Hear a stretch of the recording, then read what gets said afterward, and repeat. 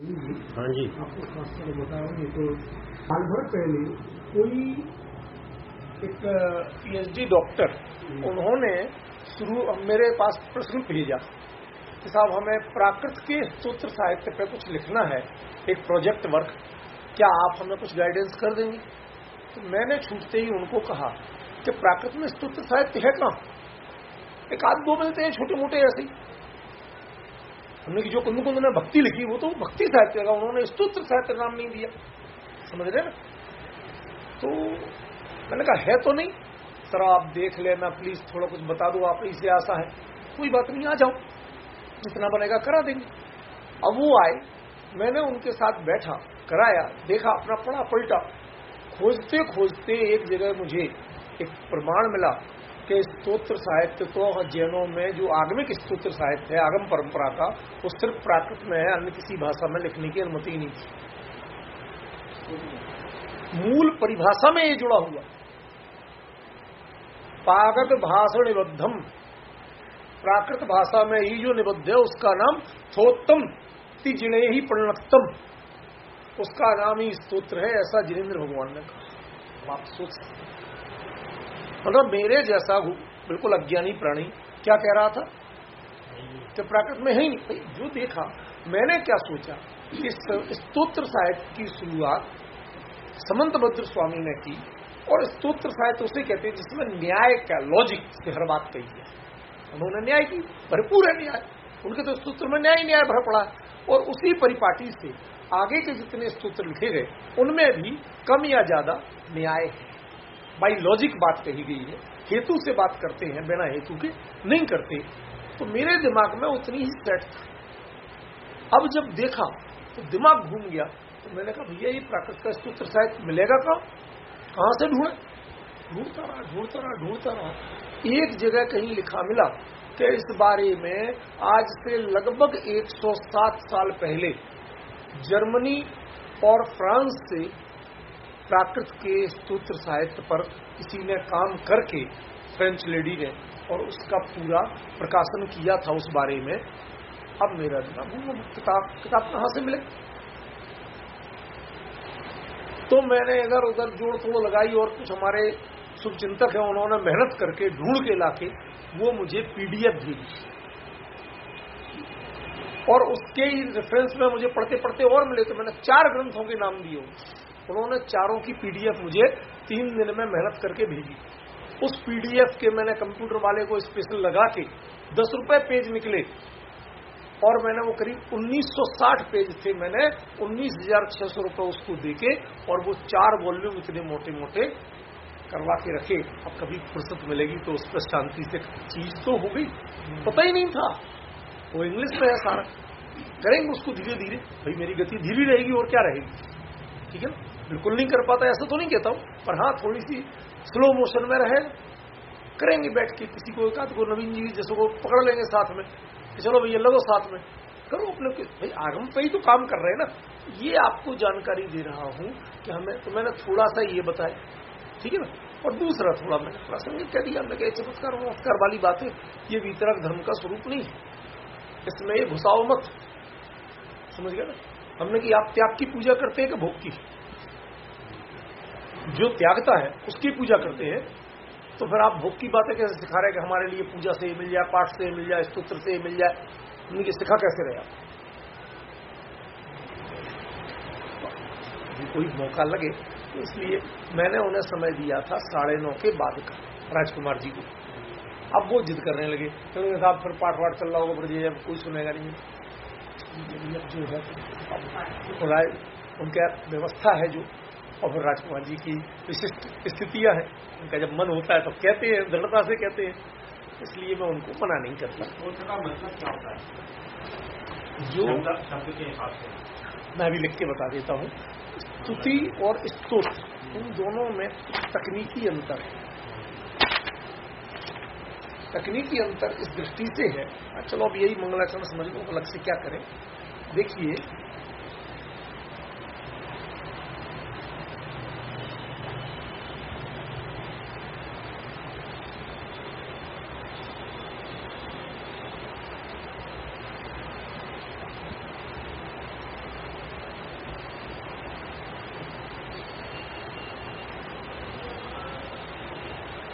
ये थोड़ा सा इसमें टेक्निकल अंतर है। स्तुति, स्तु धातु जो स्तवन के अर्थ में आती है, उसमें आपने भाववाची तिन प्रत्यय, इसका मूल प्रत्यय है एक तिन। इसमें ना और का लोप हो जाता है, ती रह जाता है। एक तिन उच्चारण करते हैं। हाँ ठीक है, वो स्कूल में नहीं बोलते आप ई। आप बताओ, स्कूल, स्थान, इन सब में ई पहले नहीं बोलते आप, तो उसके बिना आप बोल कहां पाते हो? तो स्वर के बिना अकेला व्यंजन नहीं बोल सकते आप, हलन।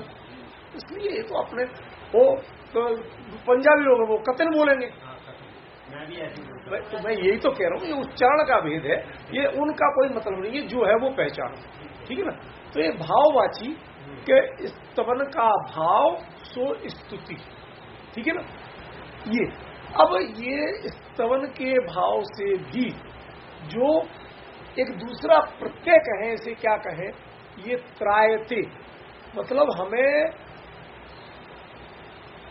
भक्तों और भगवान मुक्ति की बातें करते, मुक्ति कला एवं सीख भक्त भगवान बन गया, ये पढ़ा है आपने, सुना है। ये जो स्थिति है ना कि जब हम उनसे आपस में गुणों की सीख रहे, कर रहे, अकेले जय जयनाथ परम गुरु नहीं, जय हो कुछ नहीं। ठीक है ना। वो अरे ये भी ये ऐसा और ऐसे, ये कैसे होता है, ये ऐसे, ये कला जो सीखते हुए उसके मार्ग पे जो अपने भाव आगे बढ़ते जाते हैं। ठीक है ना। फिर वो दैन्य भाव निकल जाता है, बड़े और छोटे का भाव निकल जाता है, आत्मिक गुणों को पहचानने का भाव और उसको अपनाने की प्रक्रिया का भाव, ये जब प्रमुख होता जाता है तो उसको स्तोत्र, त्रायते, त्रायते माने दूर करना, पार होना, उद्धार होना। स्तुति के, स्तवन के भाव से भी जो उद्धार हो, उद्धृत हो, उसी में नहीं लगा रहे। एक हम किसी का देखो, कहीं हमने पढ़ा है हिंदी में, शायद भक्तामर कहीं किसका है, कि धनिक, उस धनिक से क्या फायदा जिसकी शरण में जाए और वो हमें दरिद्री बनाए रखे। आप समझ, अब हर चीज याद नहीं रहती, पर संकेत तो आप समझ रहे ना। तो कहते हैं उसकी धन, उसके धन होने से फायदा क्या, और धनिक की शरण में जाने से फायदा क्या, यदि मेरी दरिद्रता दूर नहीं हो तो। और मैं भगवान की शरण में गया और भक्ति बना रहा, भगवान बनने के रास्ते में नहीं चल पाया, तो फायदा क्या? भगवान आपके पास आया काय को था मैं? इसलिए वो दुनिया के धनवान के पास जाता, कम से कम धनी तो बनता, गुणवान के पास जाए तो गुण ही बनता। तो भगवान किसे कहते हैं भाई? धनवान शब्द में समझ में आएगा धन वाला, गुणवान में गुण वाला, भगवान माने जी नहीं, भक्त का अर्थ लक्ष्मी नहीं है। ये सब माने अन्य लोगों के फैलाए हुए प्रपंच। भगम ज्ञानम अस्य अस्ति इति भगवान कातंत्र व्याकरण में आचार्य सर्ववर्म में सिद्ध किया है। भगम ज्ञानम, ये दिगंबर आचार्य थे। भगम, भगम माने ज्ञान, परिपूर्ण ज्ञान, भगवान ज्ञान लक्ष्मी। हाँ, हर चीज उसमें लक्ष्मी का नहीं है, लक्ष्मी से वो विष्णु जी की लक्ष्मी जुड़ जाती है। अरे आप जो कुछ भी कह रहे हैं, उस भग का अर्थ स्त्रीवाची नहीं है, मैं ये कह रहा हूँ। अच्छा, तो क्या है ये? भगवान ज्ञान, सिंपल भगवान ज्ञान का है, तो ज्ञान भगवान का माने ज्ञान। हाँ भाई वो सब, लेकिन ये मैं आपको इसलिए गुरुदेव के नाम से नहीं बता रहा हूँ, ओरिजिनल सोर्स जो है वहां से बता रहा हूँ। आज से लगभग 2000 साल पुराना सोर्स, आचार्य सर्ववर्म, जिन्होंने कातंत्र व्याकरण लिखा। ठीक है ना। ये विक्रमादित्य की सभा में के नवरत्नों में से भी गिने जाते थे। ठीक है ना। उन्होंने कातंत्र व्याकरण लिखा, संस्कृत का सबसे सरल और विश्व में सबसे ज्यादा प्रचलित व्याकरण। पाणिनि व्याकरण कुछ नहीं है उसके आगे। वो का माने ईसत, ईसत माने छोटा, जो आकार में छोटा है और काम पूरा करता है, इसलिए उसका नाम पड़ा था कातंत्र। ईशत तंत्र, संक्षिप्त, जिसमें प्रपंच कम है और काम पूरा करे, समझ गए ना, इसलिए उसका नाम पड़ा था कातंत्र। उसकी रचना की थी आचार्य सर्ववर्म ने। उसका मंगलाचरण में अनंत परमेष्ठी को, केवल ज्ञानी को नमस्कार किया गया। दिगंबर आचार्य थे भाई, समझ गए ना। अब वो संस्कृत व्याकरण लिखा तो हर जगह तो भगवान की बात नहीं आएगी, लेकिन जहां उन्हें मौका मिला उन्होंने दृष्टांत जो दिए वो ज्यादातर वहां से। समझ गए क्या? भैया ऐसा करो, जो कुछ करना पड़े शांति से कर लो, हल्ला मत करो। घंटे भर की स्वाध्याय शांति से चल रही, ठीक है। तो वो उन्होंने जहां मौका लगा वहां समझाया। तो ऐसी भगम ज्ञानम अस्य अस्ति इति भगवान। ज्ञानवान जो है, ज्ञानवान माने शोभसुम ज्ञान नहीं, निरावरण प्रत्यक्ष ज्ञान, केवल ज्ञान जो है, परिपूर्ण ज्ञान, वही जिसका स्वभाव है, वह पर्याय में जिसके प्रकट है, ख्याल में, उसका नाम भगवान, ठीक है ना। तो गुरुदेव जो भगवान आत्मा कहते थे, वो ज्ञान स्वभाव ज्ञायक भगवान इस अर्थ में कहते थे, इसमें कोई शक नहीं, और इससे कोई वो भिन्न अर्थ नहीं हुआ। लेकिन वहां क्या कहा गया ये मैंने आपको बताया, समझे। तो ये से हमें भगवान माने ज्ञान का धनी। तो जो यदि आप पूर्ण ज्ञानी हो और आपकी शरण में आके हम ज्ञान की बात नहीं सीख पाए, तो हमने स्तोत्र क्या किया? फिर तो हम इसके बाद भी भक्त ही बने रह गए, तो फायदा क्या हुआ? समझ गया। ये छोटे छोटे हम लोग कई बार शब्दों को सबको एक जैसे एक ही, लेकिन हर एक के पीछे अंतर होता है, ज्ञानियों का दृष्टिकोण होता है। आज अपनी इतने सालों से जो चर्चा चल रही है उसका मूल बिंदु क्या है? उनके दृष्टिकोण को पहचानने की कोशिश करो, अपनी पंडिताई मतलब। हमारा एक सूत्रीय फोकस है, हम अपना जितना प्रतिभा का उपयोग कर सके, वो क्या कह रहे हैं ये समझने में करो। आप अपनी ओर से जोड़ने की कोशिश मत करो, ख्याल में। तो ये जो प्रकरण चल रहा आपका, इस प्रकरण को आज हम आगे बढ़ाएंगे, लेकिन इसी दृष्टि से इस प्रकरण को समझना और सीखना है, हमें दूसरी दृष्टि पर नहीं ले जाना। आज हम 115वीं गाथा शुरू करते हैं। अच्छा हाँ, 114वीं, सॉरी, वो 112-13 हुई थी, वो पेज उड़ गया तो उससे अंतर पड़ गया। ये देखो, दवट्ठियेण सौवम दौवम तम पज्जट्ठियेण पुणो हवदीय अर्णवर्णम अत काले तमया तादो। तो ना गजब का स्वरूप दिया है इसमें, जो यदि आपके पास केवली वाला विजन नहीं हो तो आप इसका अर्थ नहीं कर सकते। यदि आप क्षोभसम में से समझने वाली बातें करो, गड़बड़ी यही हुई। हमने आज तक जितनी बातें की वो इसका अर्थ जो द्रव्यार्थिक नए और पर्यार्थिक नए पे क्यों चला गया? दवट्ठीण हमें समानार्थक मिल गया, द्रव्यार्थिक नए और जोड़ दिया अपनी ओर से, पर्यायार्थिक द्रव्य रूप कर सर्वसर पड़ जाए फिर है कौन। अब वो आपको समानांतर रेफरेंस कई मिल जाएंगे, लेकिन इसको संकलन को पांडित्य मत समझिए। क्या शब्द प्रयोग कर रहा हूं? संकलन को, माने आपने कलेक्शन कर लिया, जो जो मिला एक जैसे नाम सब बीन बटोर के धर लिए। ये बीन बटोर के धरना, माफ करना, ये कबाड़ी का काम तो अच्छा हो सकता है, ये विद्वान का काम नहीं। आजकल ज्यादातर विद्वान क्या करते हैं, किसने क्या कहा ये सब बटोर के रख देते। अरे तुम एक बात को मूल से प्रमाण सहित समझाओ ना। इस बारे में इन्होंने एक कहा, इन्होंने एक कहा, इन्होंने एक कहा, सब बटोर के धर दिया। तो हाँ साहब देख लो मैं ज्ञानी हूं, देखो मुझे इतने 50 ग्रंथों का पता है। ये बड़ी विडंबना की स्थिति, समझ रहे ना? ये बहुत बड़ी विडंबना। हम मूल को समझे कि वो क्या कहना चाहते, उसके समानांतर मिलते जुलते 50 उल्लेख मिलेंगे। आगम में जितने अलग अलग जगह उल्लेख हैं वो प्रायः भिन्न भिन्न संदर्भों में, उन संदर्भों में जाए बिना उनका सही अर्थ नहीं लगता। एक व्यक्ति भाड़ में जाओ ये शब्द बोल रहा है, अच्छा शब्द है नहीं, ठीक है।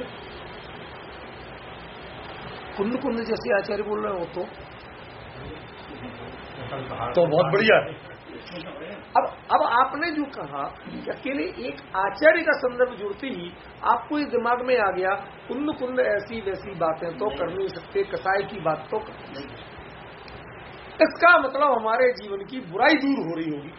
आप पहले यहां आप पहुंचे कि नहीं पहुंचे, फिर उसमें देखो कि उन्होंने किसको कहा कि ये जो पर का विकल्प है वो तो भाड़ में जाओ, यदि ये कह दिया, मैं कहीं का उदाहरण नहीं दे रहा हूं, ये तो वैसे ही दृष्टांत रूप में बात कर रहा हूं, तो आपको कहा कितनी बढ़िया बात थी, अभी हाल तो आप कह रहे थे भाड़ में जाओ, ये कहना कोई अच्छी बात नहीं।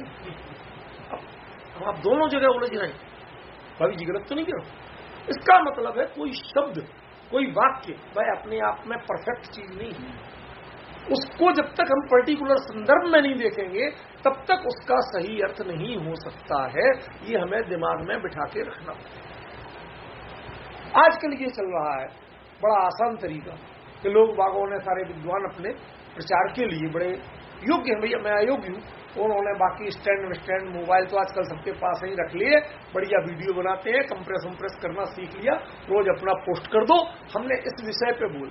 अच्छा भैया बहुत अच्छा बोल, उसमें फला मूल आचार्य ने ये लिखा, टीकाकार ने ये लिखा, फिर नीचे पंडित जी ने ये लिखा, अरे भाई तुम एक का तो बता दो पहले, मूल आचार्य ने ये बात कही क्यों कही, आगे पीछे क्या संदर्भ था, उसके पीछे उनकी मूल दृष्टि क्या थी।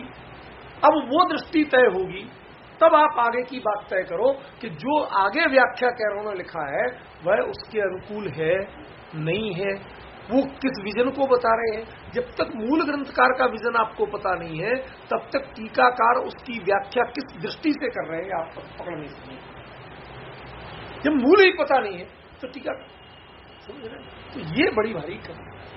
यहां पर जो बात कही वो किस दृष्टि से कही, जो मैं आपको बता रहा हूं, इसमें जो ऊपर की उस उत्थानिका है वो है वस्तु स्वभाव की दृष्टि से, ध्यान रखना। लेकिन ये वस्तु स्वभाव केवली को कैसा नजर आता है, जैसा वस्तु का स्वरूप है उसे यथावत केवली ही जानते हैं, छदमस्त तो वहीं तक जान सकते हैं जिससे पर से अपना उपयोग हटा के स्वामी ले आओ, इतनी सार्थकता हो। नहीं समझे आप मेरी बात? भाई आपने उसी बात को जाना और कहा, और आप जो भी व्याख्या करेंगे वस्तुनिष्ठ वो फेल। क्यों? क्योंकि वस्तु में कैसा है, जैसा वस्तु में घटित होता है प्रति समय का रूप, वह तो यथार्थ केवली के अलावा दूसरा कोई क्षोभसम ज्ञानी जान नहीं सकता, उसमें दम नहीं। स्वभाव में सामर्थ्य कितनी हो, लेकिन जिस चीज से जान रहा उस चीज में सामर्थ्य काम करना। कि एक वो होता ना सोने का रवा, समझते? रवा माने बिल्कुल बारीक सा टुकड़ा, सुनार उनार क्या नहीं, कभी कभार वो तपाते करते कोई छिटक जाता, ठीक है ना, बनाते गहना सफाई करते तो बारीक बारीक नहीं निकलती किरचित। अब उसके लिए पतीली पकड़ने वाली सरसी से पकड़ना, उठा लो सरसी तो है ना, क्यों नहीं आएगा बिल्कुल?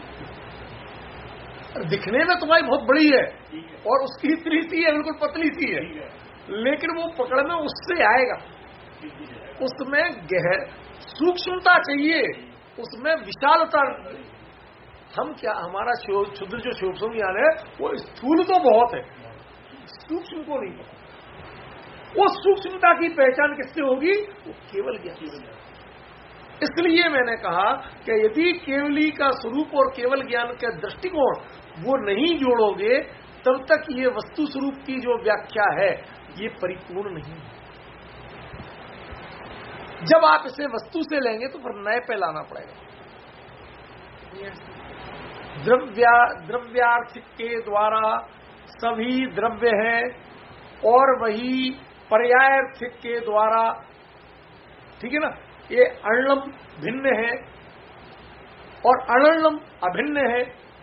तत्काले उसी समय में तन्मयता दू, तन्मय होने से। बताओ क्या आया समझ में भैया? मैंने एक एक शब्द का अर्थ कर दिया और एक बार कर देता हूं।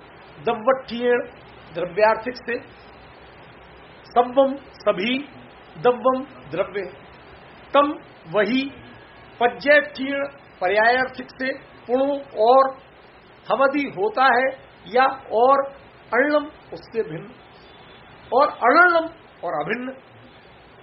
तत्काले उसी समय, तन्मयता दो तन्मय होने से। अब बताओ क्या अर्थ समझ में आया? मैंने 2 बार बता दिया ना, क्या आया? अब यहां द्रव्यार्थिक से पर्याय आर्थिक से क्या है अभिप्राय? पहले मूल चीज को पकड़ना पड़ेगा। जो लोगों ने द्रव्यार्थिक का अर्थ द्रव्यार्थिक नय और पर्यायार्थिक का अर्थ पर्यायार्थिक नय ये कह दिया, ये है दूसरों के कंधे पे बंदूक रख के चला। आप सीधा तो समझ नहीं पाए, हमें अपनी पंडिताई दिखाना थी, तो क्या दिखा दी? द्रव्यार्थिक नय ऐसा कहता है, देखो नय चक्र उठाओ, क्या लिखा है द्रव्यार्थिक का? द्रव्य पर्यायात्मक वस्तुनि द्रव्य मुख्यतया अनुभवित द्रव्यार्थिका। जो द्रव्य पर्यायात्मक वस्तु में से द्रव्य की मुख्यता करके बात करे सो द्रव्यार्थिक है, और द्रव्य पर्यायात्मक वस्तुनि पर्याय मुख्यता अनुभवित पर्यायार्थिका। जो उसमें पर्याय की मुख्यता से बात करे सो पर्यायार्थिक है। होगी सब पंडिताई पूरी? तुम्हें क्या समझ में आए? तुम्हें द्रव्य पर्यायात्मक वस्तु दिख रही है, उसमें द्रव्य की मुख्यता कहां है वो दिख रही है, पर्याय की मुख्यता कैसी होती है दिख रही है, सब पंक्तियों पे चल रहा है। फला ग्रंथ में लिखा, हमने क्या किया है आज तक? फला ग्रंथ में लिखा। अरे भाई, तुम जिनकी बात कर रहे हो, जिसकी व्याख्या कर रहे हो, जिसकी चर्चा कर रहे हो, उसमें क्या लिखा है इस पर बात क्यों नहीं करते? मेरा प्रश्न समझ, यह आपत्ति है, क्योंकि इस पर तकरीबन लोगों ने, जितने हिंदीकार हैं, उन सब ने इसको नए रूप में प्रयोग किया है, जबकि किसी भी टीकाकार मूल आचार्य ने, टीकाकार आचार्य ने भी कहीं नए शब्द नहीं जोड़ा। मैंने इस पर खास तौर पर अध्ययन किया, वरना मैं टीका नहीं देख रहा हूं आजकल, लेकिन इसके लिए स्पेशली पढ़ के आया हूं। आप खूब पढ़िए। किसी मूल टीकाकार आचार्य ने द्रव्यार्थ केन पर्यायार्थ केन ये तो दिया है, लेकिन द्रव्यार्थिक नयन और पर्यायार्थिक नयन ये नहीं दिया। ये नए शब्द का देन इसमें, इस गाथा की व्याख्या में वो हिंदी वालों ने जोड़े। हमें कभी वो समझना पड़ेगा है क्या दृष्टि, केवली कैसा का द्रव्यार्थिक क्या होता है और सुत ज्ञानी का द्रव्यार्थिक क्या होता है। श्रुत ज्ञानी वस्तु स्वरूप के बारे में बहुत बहुत स्थूल ज्ञानी। आपको एक बार टेढ़ी खीर बताई थी, याद है? बस वो टेढ़ी खीर वाला हो, समझ गया? अब क्या करें, एक चीज के लिए एक दृष्टांत दिया, उस दृष्टांत को पकड़ेगा, उस दृष्टांत से दूसरी चीज बताना पड़ी, वो उस दृष्टांत को पकड़ेगा, उससे तीसरी बताना पड़ी, तीसरी को पकड़ लिया और खीर टेढ़ी हो गई। अभी समझ में आ गया कि नहीं आ गया?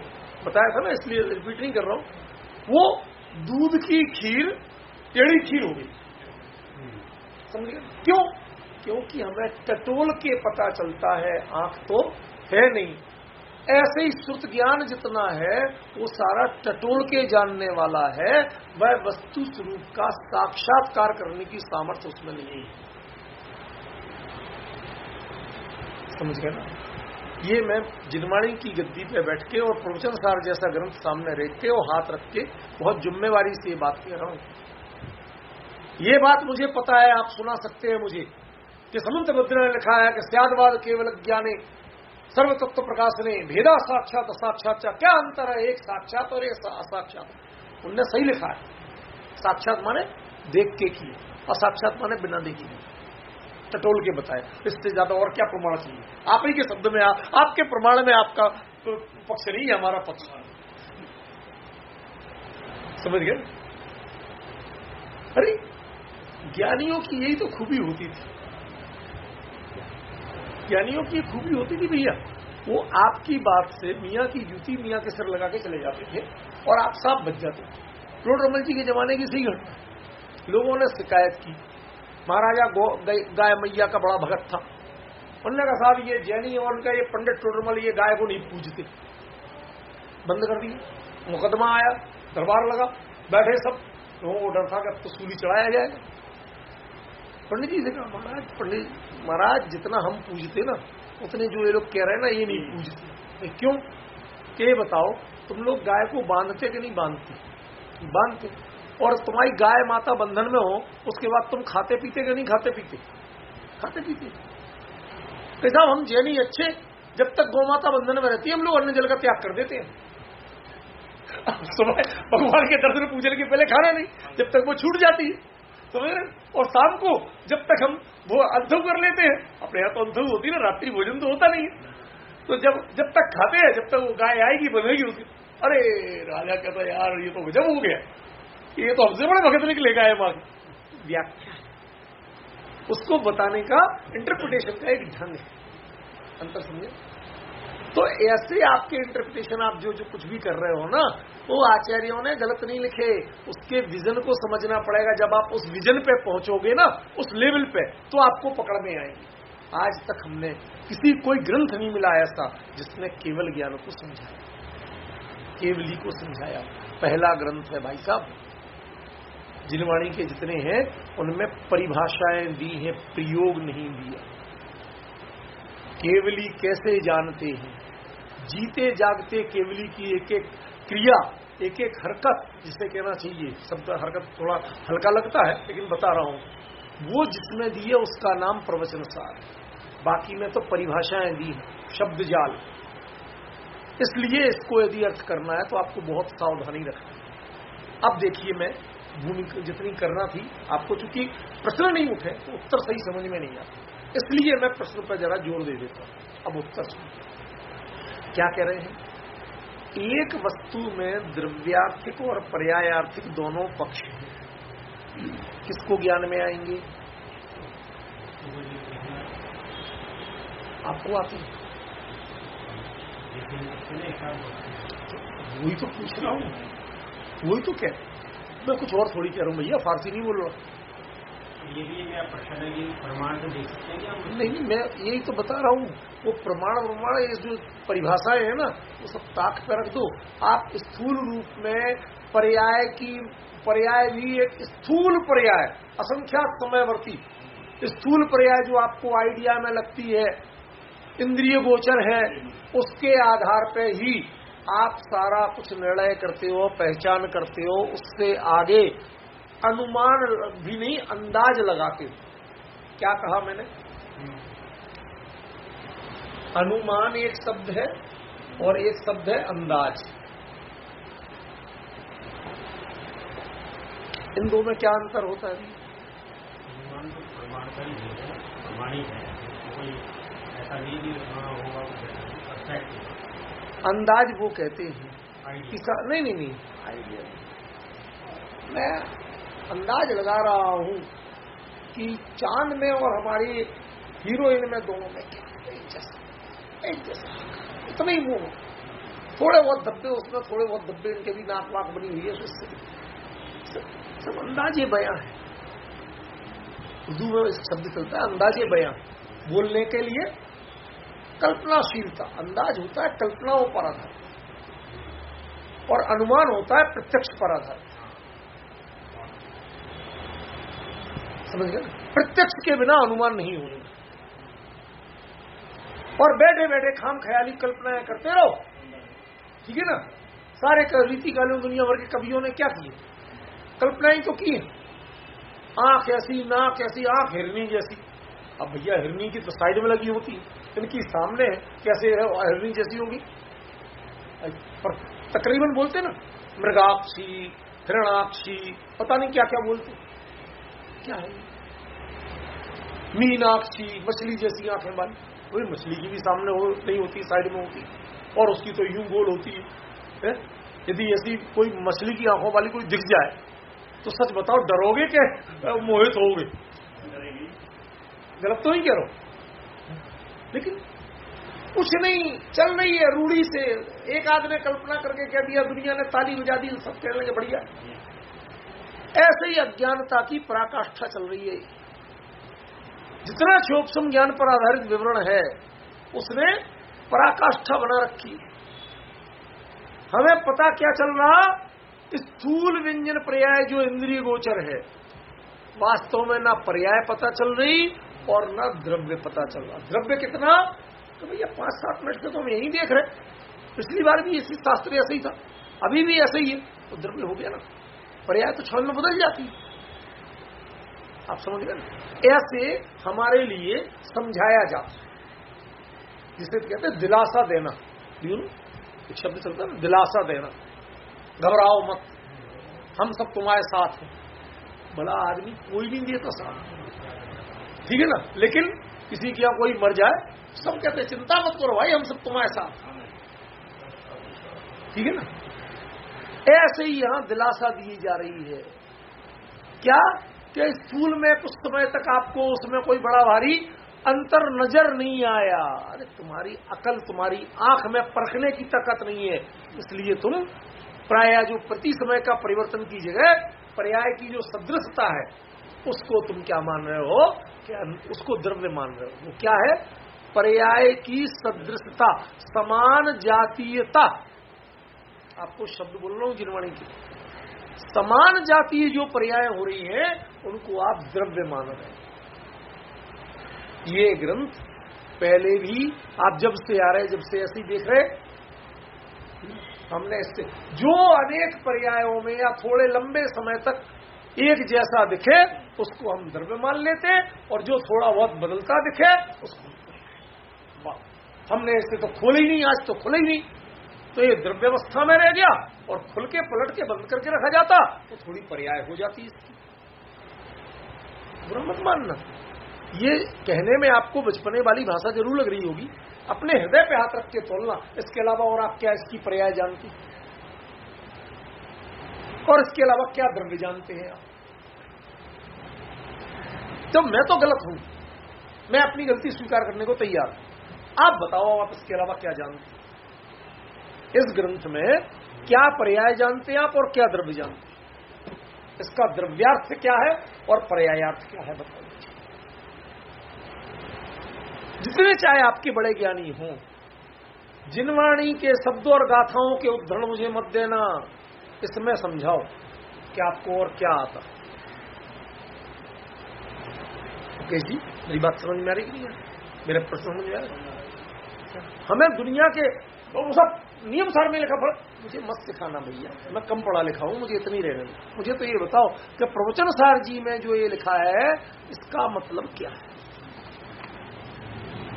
कुंद आचार्य देव ने जो फरमाया 114वीं गाथा में, इसमें द्रव्यार्थिक का मतलब क्या है और इसमें पर्यायार्थिक का मतलब क्या है, और इसमें अण्य और अनन्य ये दोनों का मतलब क्या है?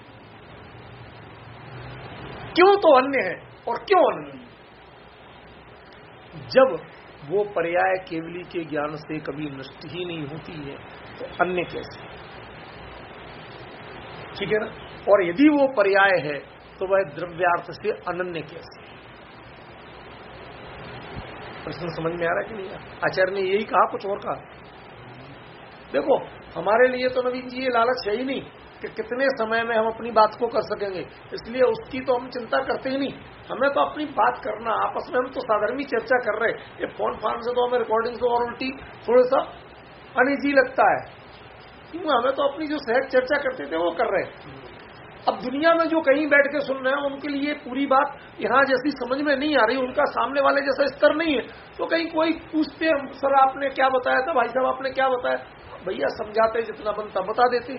फिर हम उनसे यही कहते भैया यहाँ जो चलती है ना वो यहाँ सामने वाले हमारे श्रोताओं का स्तर पाओ तो अपने आप समझ में आएगी। ये हम जब 112-13 गाथाएं बोल चुके, चर्चा कर चुके, 6 साल चर्चा कर चुके, वो 6 साल का मैं भूल के तुम वो तुम्हें पता नहीं आधार, और उसके बाद का तुम सीधा एक गाथा पकड़ के उसका एक चर्चा पकड़ के उसमें पूछते ये आपने ऐसा कहा, क्यों कहा? मैंने कहा भैया क्षमा करो, मेरे से कुछ मत पूछो, मैं 6 साल का प्रकरण तुम्हें नहीं समझा सकता। हमारे ज्ञानी है विजेंद्र जी, उन्होंने तय कर रखा साल में 2 अटेंडेंस देने के।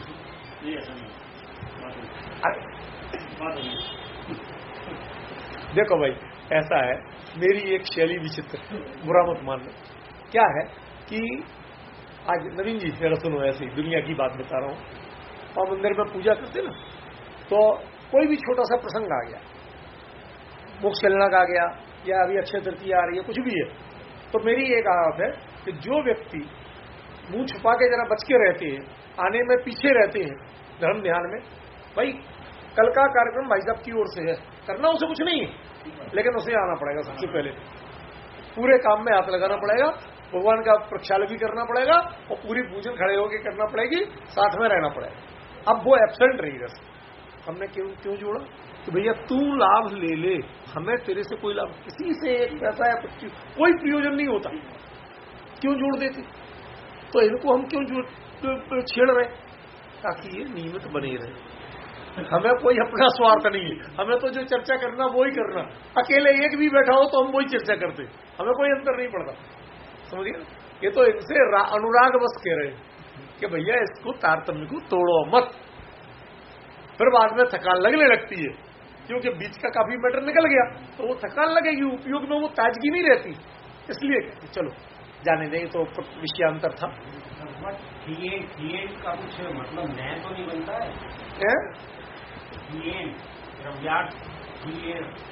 इधर देखो, इधर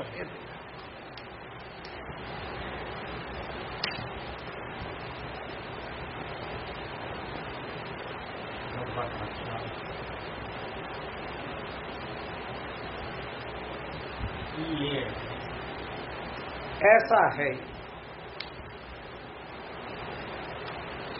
इस प्रत्यय के कारण, प्रत्यय तो है ये, ठीक है ना, इसका मतलब होता है तृतीया एक वचन के द्वारा, के कारण से, इस अर्थ में ये एण होता है, ठीक है ना, समझे। और ई, इसके कारण उसमें मूल में ई जुड़ जाता है, ठीक है। और फिर दब्ब और अठ, ये तो आपको समझ में आ ही रहा है, अब तो क्लियर होगी। तृतीया है, तृतीया है, सिंपल सिंपल तृतीया है। उसको न बना दिया, एण से न, वो ना अलग मत निकाल देना नहीं तो अनर्थ कर दोगे।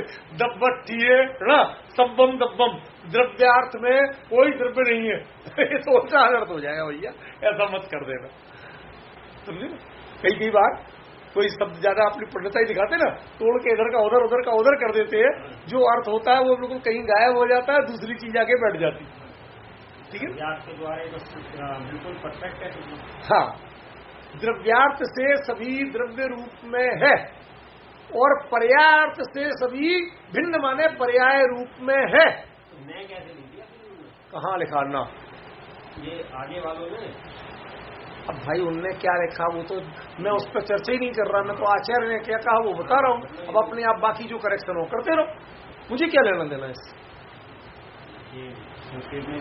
नहीं, संस्कृत में कहाँ गलत किया बताओ?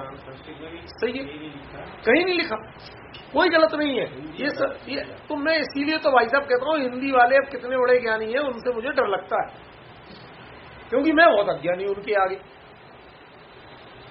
मैं चिंता करता हूं आचार्य क्या कह रहे हैं, ज्ञानी क्या कह रहे हैं, ठीक है ना, और वो तर्क करते हैं कि मेरी बुद्धि से क्या क्या हो सकता है। उन्हें महावीर मेरी दृष्टि में मंजूर है। मैं कहता हूं भैया महावीर कैसे है, मैं महावीर की दृष्टि से देख लूं तो बहुत, थोड़ा भी समझ में आ जाए तो बहुत। मुझे मेरी दृष्टि से महावीर को देखने की जरूरत नहीं है, क्योंकि मेरी दृष्टि तो रागद्वेष मोह से अंधी हो रखी है। मेरी दृष्टि से क्या देखेंगे महावीर? कोई छत्र चमार भावमंडल देखेंगे और क्या देखेंगे?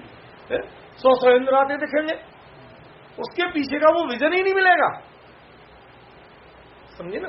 इसलिए मैं उस दृष्टि की बातें नहीं करता। बिल्कुल आपको कई बार लगता होगा हिंदी वालों, अरे भैया मुझे किसी से दुश्मनी नहीं है, न किसी की निंदा स्तुति करना मेरा लक्ष्य है, लेकिन मैं ये कहता हूं मूल जो आचार्य का अभिप्राय है उससे जो जो मिल रहे हैं वो सब हमें आदरणीय है, और जिनका उनसे भिन्न है तो भाई साहब नो कमेंट्स, मैं उस बारे में कुछ नहीं कह। मैं तो मेरा दृष्टिकोण तो ये, मेरा स्टैंड ये, ठीक है ना। अब उस पर जो कहना वो आप अपने कहते रहो, अपने आप समझते हो, मुझे कुछ नहीं कहना एक शब्द भी। मैं उनको पढ़ता इसलिए नहीं हूं कि उनसे मुझे पता है कदम जब भी ऐसे सूक्ष्म विषय आते हो, प्रवचन सार जैसे महान सूक्ष्म ग्रंथ में ऐसे प्रसंग कदम कदम पे है, कदम कदम पे है। जहां पकड़ में नहीं आया उन्होंने थोड़ी सी अपनी पंडिताई लगाई और अर्थ कर दी। ये विषय पंडिताई का नहीं है। पंडित शब्द का अर्थ तो केवल ज्ञानी होता है। यदि पंडिताई दिखाना है तो केवल ज्ञान पन्ना दिखाना पड़ेगा। केवली कैसे जानते हैं, पहले वो विजन पैदा करो। यदि वो विजन नहीं है आपके पास तो माफ करना, आपको बोलने का अधिकार है। मुकेश जी गलत कह रहा हूं तो बताइए, ठीक है ना। अब देखो ये द्रव्यार्थ से केवली के सभी द्रव्य रूप में है, पर्याय अर्थ से उससे भिन्न रूप में है, और ऐसे भिन्न रूप में होते हुए भी तत्काले तन्मयता दो अनन्नम, ये जो अनन्नम है ना, ये इसके लिए दो प्रसंग दिए, कंडीशन नहीं, प्रसंग वाले कंडीशन। तत्काले उसी समय में तन्मयता दो, तन्मय होने से दोनों में कोई ऐसी भिन्नता, प्रदेश भिन्नता नहीं, दोनों में कोई ऐसी स्वरूप भिन्नता नहीं है। समझ गए?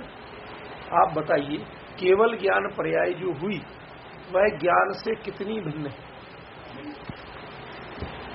और यदि आप पूरी तरह से भिन्न कह दोगे सर्वथा, तो फिर वो पर्याय और द्रव्य वाला प्रसंग तो बौद्धमती वाली समस्या आ जाएगी। समझे?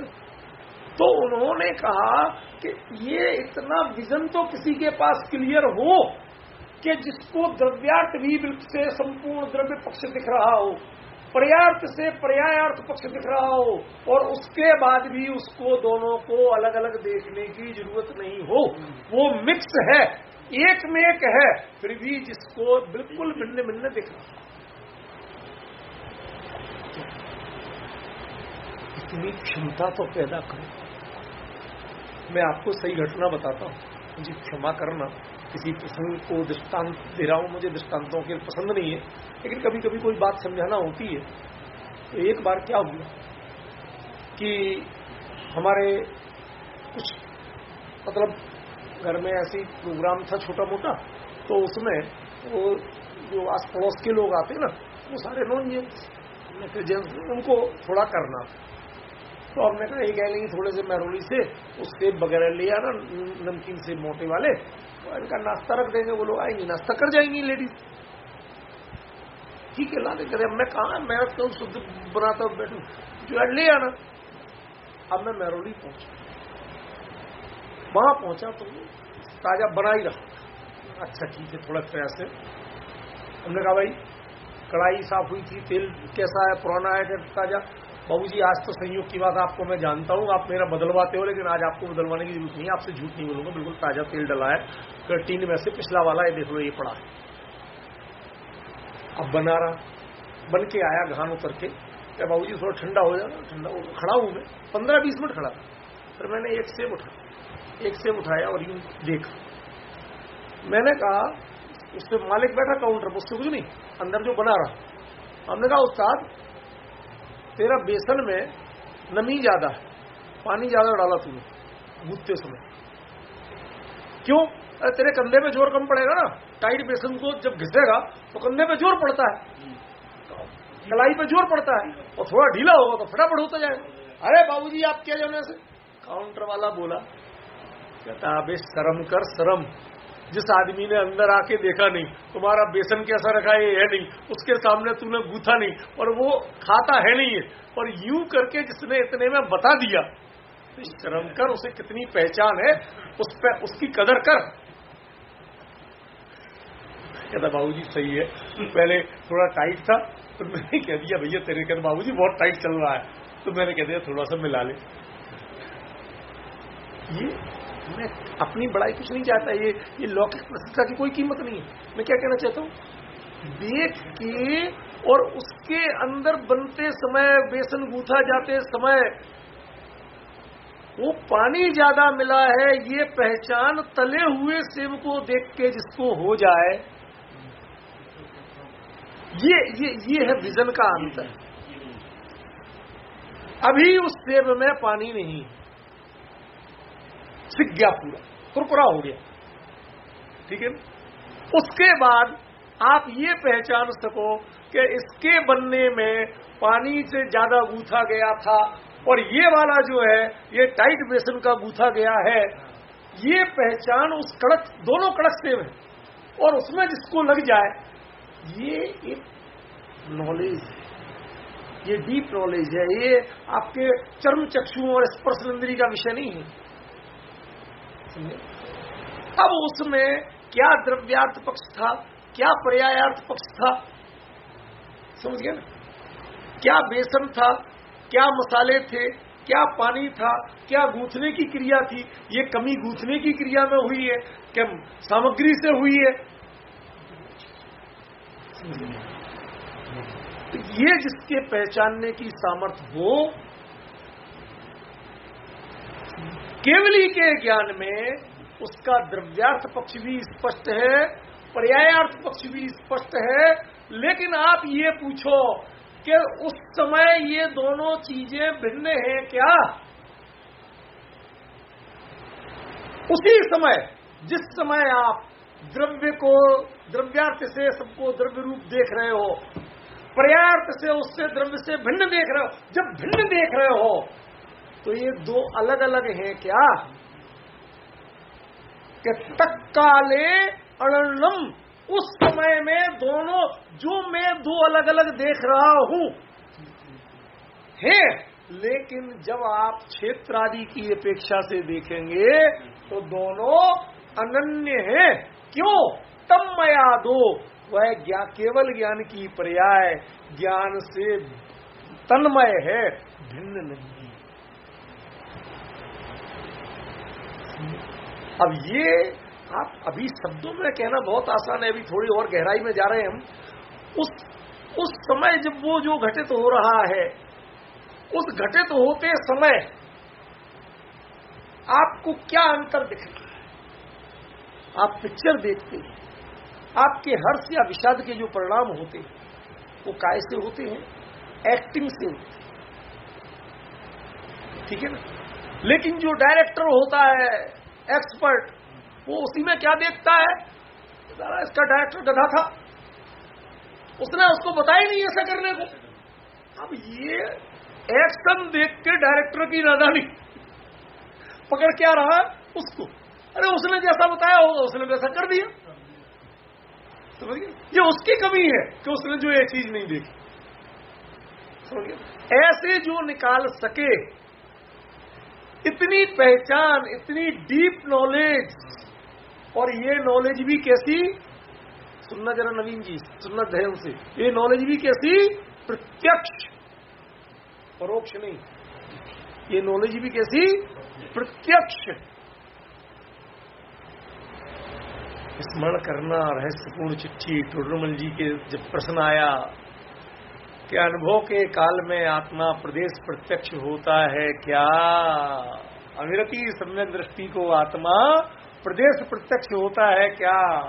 तो टोडरमल जी ने क्या उत्तर दिया है? भाई साहब, मुझे इतना बहुमान आता है टोडरमल जी का कि पूछो मत, कितना सटीक उत्तर। ये प्रदेश प्रत्यक्ष परा तो केवली के ही संभव है, छदमस्त के संभव है नहीं।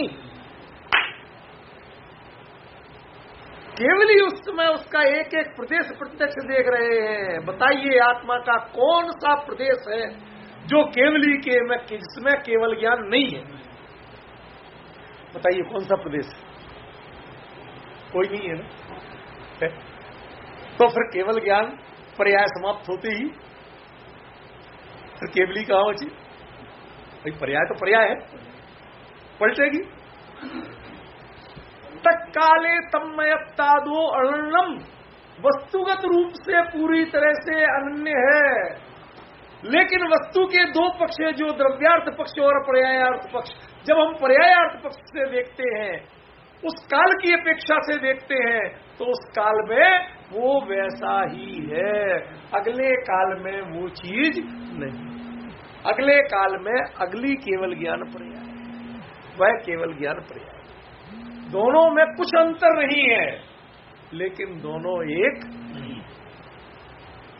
ये अंतर कौन जान रहा है? ये केवली जान सकते हैं।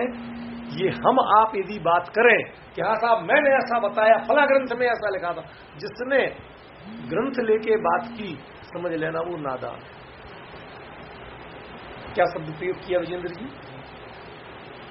हमारे यहाँ चलता था निर्ग्रंथ का पंथ। इसका मतलब क्या था? ग्रंथ माने परिग्रह, और परिग्रह जिसके पास नहीं है वो निर्ग्रंथ। केवली भगवान महावीर स्वामी को केवल ज्ञान होने के बाद उनको हमेशा एक ही संबोधन दिया गया, ऋग्गंठे। निर्ग्रंथ। आपके यहाँ जो मुनिराज के भेद आते हैं, केवली, निर्ग्रंथ, स्नातकार, निर्ग्रंथा, ऐसे भेद आते हैं। गौर की तो पढ़ना 9वें 10वें अध्याय में देखना, कोई आकुलता की बात देखेंगे तो पता चलेगा। ठीक है, उसमें जो ये प्रकरण आ रहा है, उसमें केवली की जो निर्ग्रंथपना है, उसका मतलब क्या है? उसका किसी आचार्य ने ऐसा भी अर्थ किया, ऐसा भी अर्थ किया, ऐसा ही किया ही नहीं कह रहा हूं, ऐसा भी अर्थ किया कि वह किसी ग्रंथ यानी अन्य प्रमाणांतर के सापेक्ष होकर के ना जानते हैं और ना प्रतिपादन करते। छदमस्थ जीव उनकी प्रामाणिकता का आधार कितने ग्रंथ जानते हो, किसने कहा, वो इस आधार पर जीतो। हम बात करेंगे और भाई आपकी बात कुंद कुंद मानते कि नहीं? मैंने पढ़ा ही नहीं कुंद कुंद, समझ मैंने पढ़ा ही नहीं, जैन मैंने पढ़ा ही नहीं, बस लेकिन मैं बोल रहा हूं केवली किसे कहते हैं, मानोगे? कैसे बोल रहे हो? केवली को देख के आए, ऐसे बोल रहे। मैंने समंत भद्र को नहीं पढ़ा, मैंने अमृतचंद्र को नहीं पढ़ा, मैंने उमा स्वामी को नहीं पढ़ा, मैंने जनागम के एक भी ग्रंथ नहीं पढ़े, मैं केवली देख के आया हूं, ऐसा जैसा केवली देखा वो बता रहा हूं। अब मानोगे कि नहीं मानोगे? ये वो है प्रवचन सार, वो ग्रंथ, समझिया? और बाकी वो जो बताते हैं ना, हमने इतने पढ़े, इनमें इन्होंने ये लिखा, वो लोग। अब बताइए हम इन लोगों से चर्चा और बहस करें कैसे? इनके प्रश्नों का क्या उत्तर दें? भाई साहब, कुंद कुंद प्रवचन सार में कैसे बोल रहे हैं? एक ग्रंथ का उद्धरण नहीं, किसी ने आगे पीछे क्या कहा, एक बात कही नहीं। क्या केवली ने कैसा जाना, केवली को कैसा मैंने देखा, उनकी दृष्टि से कह रहा हूं मैं, अपने छोकसम की दृष्टि से नहीं। तो भाई साहब, इन दोनों में बहुत बड़ा, एक बच्चा है वो क्राइम जानता है नहीं जानता, लेकिन यदि चश्मदीद हो, क्या वो परिभाषाएं नहीं जानता, धाराएं नहीं जानता, लेकिन चश्मदीद है, तो बताइए उसकी गवाही मानी जाएगी कि नहीं मानी जाएगी? ये वो प्रवचन सार माने, इसमें केवली के चश्मदीद कुंद कुंद, ये चश्मदीद गवाही है, ये पंडिताई नहीं है, ये वकालत नहीं है। कौन सी धारा क्या कहती है? कहते अरे नालायक वकील, तू धाराएं लगाएगा? एक बच्चा जो इन सब चीजों से दूर है, निष्प्रह है, उसने जो आंखों के सामने घटित हुआ वो बता रहा, इसके बाद कोई धारा तेरी नहीं लगेगी, सीधा जजमेंट दूंगा। समझ गए? इसमें कुंद कुंद चश्मदीद बन के बोल रहे, निष्प्रह बन के बोल रहे, मुझे कुछ नहीं पता, मैंने जो देखा, जो समोसरण में साक्षात देखा, जो केवली ने जैसा बताया वैसा बता रहा हूं मैं। उसको हमने दूसरे, जब हमने जिनवाणी के दूसरे आचार्यों को उद्धरण ले लेके प्रमाण लाओ, किसने क्या कहा, तो मेरे से लोग बहुत लिखते हैं, आप जो बोलते हैं इसका प्रमाण क्या? वही, मैं अज्ञानी आदमी, मेरा कोई प्रमाण नहीं। मेरा प्रमाण इतनी है कि तुम उसको पढ़ो और उसमें कुंद कुंद का ये अर्थ है कि नहीं है, इतना समझने की कोशिश। यदि मिल जाए तो ठीक, नहीं मिल जाए, ये तो कुंद कुंद की शैली है, समय सार में है कि नहीं है? दर्शाऊं एक विभक्त को आत्मा तने निज विभव से, दर्शाऊं तो करना प्रमाण, न छलग रहो। यदि वो स्खलना, मैं नहीं चूकने वाला, तुम चूक जाओ तो छल ग्रहण मत करना, समझ में नहीं आए तुम्हारी, और छल करो कुंद कुंद ने ऐसा नहीं, वो वैसा कह रहे थे। तुम अपने विजन को सुधारने की कोशिश करो, तुम्हें नहीं दिखा तो चांद नहीं निकला, ये कौन सी बात है? तुम चश्मा घर भूल गए थे और तुम्हें चांद नहीं दिखा दूज का, ये इसमें हमारी गलती है क्या? ये चांद की गलती है क्या? न इससे ईद की गलती है, न चांद की गलती है, ये तो तेरे चश्मे की कमी है। ख्याल में ये गजब का प्रकरण है भाई साहब, इसमें तृप्ति नहीं मिलती, ऐसा लगता और कितना, इसमें जितनी चर्चा चले उतना अपने अंदर में आनंद बढ़ता है। ख्याल में 3 चीजें बड़ी क्लियर कह रहे हैं आचार्य देव, उसको जरा थोड़ा सा पुनः मैं लिख देता हूं, थोड़ा समझने की कोशिश करो।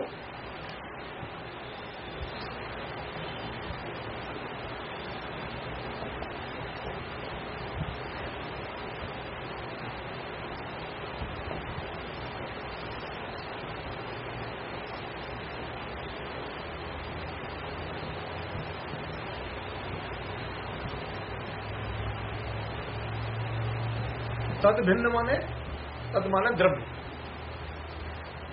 द्रव्य रूप से भी इतनी। ये एक बात हुई, ये दूसरी बात हुई। पहली बात क्या हुई?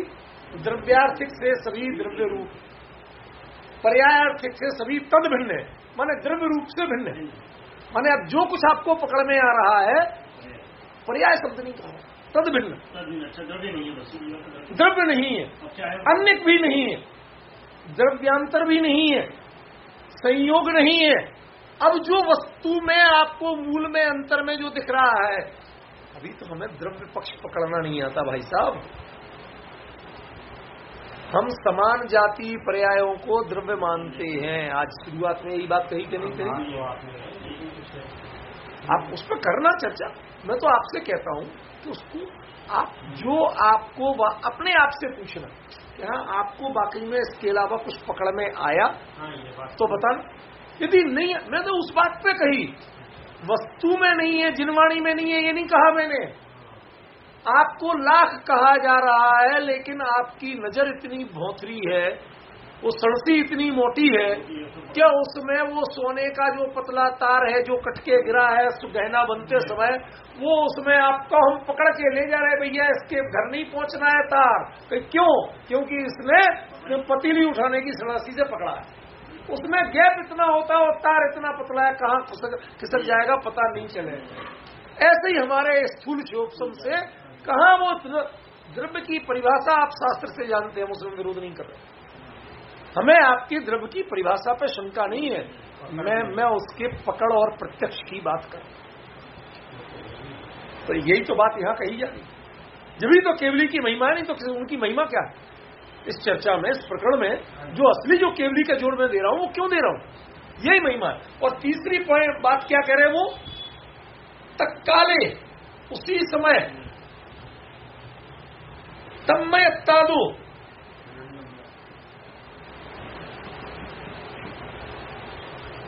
तादो तन्मय होने से आप उनको खींच के पर्याय और द्रव्य को अलग अलग ऐसा नहीं कर सकते। आप देख सकते हो, जान सकते हो, लेकिन अलग कर नहीं सकते।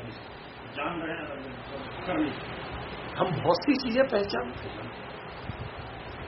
क्यों? आप एक व्यक्ति को, आपकी बेटी है, ब्याह दी, वो किसी की पत्नी है, क्या ज्ञान का विषय नहीं है? जानना चाहती, बुरा मत मानना। क्यों नहीं जानना चाहती? क्योंकि इसमें आपका राग खतरनाक सिद्ध हो रहा है। आप रागी हो ना, वीतरागी जान लेगा, उसको कोई समस्या नहीं। गलत तो नहीं कहा? वीतरागी जान लेगा, कोई समस्या नहीं। समस्या कहां हो रही है? राग की, इसलिए आपको संकोच हो। ठीक है ना? अब 2 पक्ष हैं, लेकिन 2 पक्षों को जानने की सामर्थ्य आपकी नहीं। ठीक है ना? तत्काले उसी समय तन्मयता दो, वो तन्मय है, बाप के प्रति वह बेटी की नजर से देखते हैं, और उसी समय पति के प्रति वह पत्नी की नजर से देखती है। आप उसकी नजर में फेर करके बताओ, ऑपरेशन करके अलग अलग करके बताओ। तन्मयता दो, तन्मय होते हुए भी एक रत्ती भी मिक्स नहीं हुई। बाप को कभी पति की नजर से नहीं देखा और पति को कभी बाप की नजर से नहीं। दृष्टांतों को क्षमा करना नहीं, वो ठीक है, लेकिन अभी आप लोग दूर तक भेजने लगे ना, इसलिए डर लगने लगे। मैं क्षमा उनसे मांग रहा हूं। तत्काले तन्मयता दो अनन्नम, वो द्रव्यार्थ और पर्यायार्थ उसी समय यदि आप तन्मयता की दृष्टि से देखें तो अनन्य है, काल की दृष्टि, उस तत्काल उस समय की दृष्टि से देखें तो अनन्य। ये जो मैंने बात कही है यहां, इसका मर्म समझने की कोशिश करिए, विचार करिए। अगले रविवार को इस बारे में, अभी हमने सिर्फ फंडामेंटल चीजें बताई, इसका विशेषार्थ नहीं किया, ठीक है ना। फिर अगली बार से एक एक पक्ष को लेके खुलासा किया। द्रव्यार्थ क्या है, ये द्रव्यार्थिकपना वो खोला जाएगा। पर्यायार्थिकपना वो द्रव्य, द्रव्यार्थ और द्रव्यार्थिक, ये नोट करना क्या, द्रव्य, द्रव्यार्थ, द्रव्यार्थिक, इन तीन में अंतर न भूल जाओ। पर्याय, पर्यायार्थ और पर्यायार्थिक, इन तीन का अंतर, और फिर इन दोनों में तत्काले तन्मयता दो, इनमें तत्काल की तन्मयता क्या है, इन दो के कारण जब भिन्न है और इसके कारण अभिन्न है, अनन्य है, ये चीज का मर्म समझना है तो पहले थोड़ा सा एक्सरसाइज करके आपको आना पड़ेगा कि द्रव्य, द्रव्यार्थ और द्रव्यार्थिक क्या है, पर्याय, पर्यायार्थ और पर्यायार्थिक क्या है, उसके बाद वह तत्काल का अर्थ क्या है, तन्मयता का अर्थ क्या है, और फिर उनकी अनन्य, अनन्य किसको कहा जाता है, अनन्य तो है भाई साहब, हम आप एक ही हैं, ये कौन कहता है, कहीं ना कहीं है, ठीक है। जो एक ही हो, ये उंगली कितनी है, एक ही है, कहने की जरूरत नहीं है, लेकिन हम सब मिलके एक ही है, और मिलके बताना पड़ेगा, अब आपको समझाना पड़ेगा, ठीक है ना। तो ये जो अनन्यपना है, ये अनन्यपने की दृष्टि क्या है, ये दृष्टि का नाम है, ये वस्तु में इसको घटाने से कोई फायदा नहीं, ठीक है ना। ये तीन चीजें क्लियर होंगी, इसका इतना चिंतन चाहिए, विचार चाहिए, मंथन चाहिए, तब ये उभर के सामने आएगा कि क्या है, ठीक है। अगली बार हम तो टेढ़ी भाई साहब आप जो भी कह लो, हम थोड़े अपने आप को कमजोर मान लेंगे कि हम भैया नहीं, अभी हमारे पास शब्द की उतनी सामर्थ्य कि हम नहीं टेढ़ी खीर में अटक गए का मतलब कि हम सारे ही हमारा तो गड़बड़ है, टेढ़ी खीर है हमारे, हम सारी टेढ़ी खीर है। तो इसमें से कैसे पता लगाएं, कैसे जाएं, आपने तो छू के बता दिया उसको कि पानी डाल दिया जाता है, हम कैसे, तो वो कैसे हम पता लगाएं, वो तो एक बहुत मुश्किल काम है। देखिए अब चर्चा चलेगी, इसमें वो जितना हो सकेगा उतना मैं, ले भैया जरा कर दो, आ जाओ, लौकिक स्कूल है, नहीं वो बहुत बड़ी चीज है और ये तो प्रैक्टिकल बताती है।